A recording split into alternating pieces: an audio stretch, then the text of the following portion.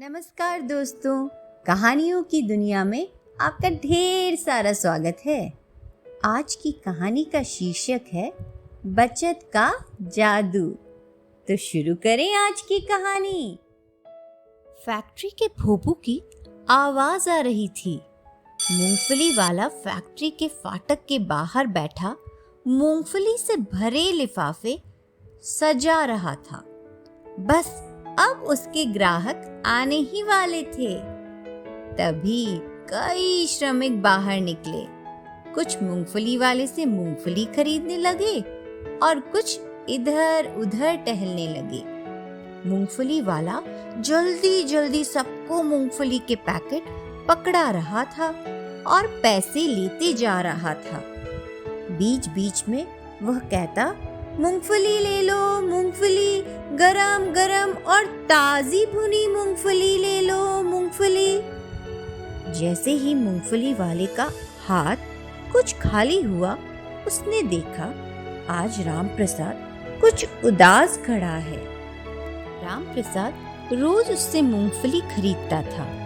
दोनों में कुछ जान पहचान हो गई थी। वे एक दूसरे का हालचाल भी पूछते रहते थे। मूंगफली वाले ने पूछा, क्यों भाई राम प्रसाद, आज मूंगफली नहीं लेनी? इतने उदास क्यों हो? सब ठीक ठाक तो है ना? हाँ हाँ कहते हुए राम प्रसाद ने हाथ के पैसे आगे बढ़ाए। मूंगफली का पैकेट देते हुए मूंगफली वाले ने फिर पूछा, भाई क्या बात है, मुझे बताते क्यों नहीं? राम प्रसाद अनमने स्वर में बोला, मेरा बेटा मोहन 5वीं कक्षा में प्रथम आया है, वह आगे पढ़ना चाहता है।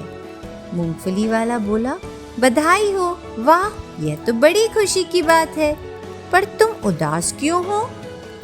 राम प्रसाद ने कहा, भाई तुम समझते नहीं हो, इतनी थोड़ी सी तनख्वाह में से उसे पढ़ाऊं तो परिवार को कहां से खिलाऊंगा? तभी फैक्ट्री का भोपू फिर बज उठा। भोजन का समय समाप्त हो चुका था। सभी भीतर जाने लगे। रामप्रसाद भी चला गया। रामप्रसाद हर रोज मूंगफली लेता। कुछ दिन बाद मूंगफली वाला एक बड़ा सा मूंगफली का लिफाफा रामप्रसाद के हाथ पे थमाते हुए बोला, लो भाई रामप्रसाद, मूंगफली ले लो। रामप्रसाद चौंक कर बोला, इतनी सारी क्यों? मूंगफली वाला बोला, ले लो, तुम्हारी ही है। मेरी कैसे? भाई मैं रोज तुम्हारे लिफाफे में से कुछ मूंगफलियां निकालकर इस लिफाफे में इकट्ठी करता रहा। आज इतनी सारी हो गई। मूंगफली वाला मुस्कुराते हुए बोला। रामप्रसाद ने ध्यान से उसे देखा और पूछा, तुम कहना क्या चाहते हो? मुझे कुछ समझ नहीं आया। मूंगफली वाला बोला, भाई इसी तरह खर्च पे थोड़ी थोड़ी कटौती करके तुम अपने बच्चे को पढ़ा सकते हो। यह है बचत का जादू। राम प्रसाद बोला, वाह यह तो तुमने खूब कही। वह मुस्कुराता हुआ फैक्ट्री के फाटक की ओर बढ़ गया। तो बच्चों, आज की कहानी से आपको क्या सीख मिली?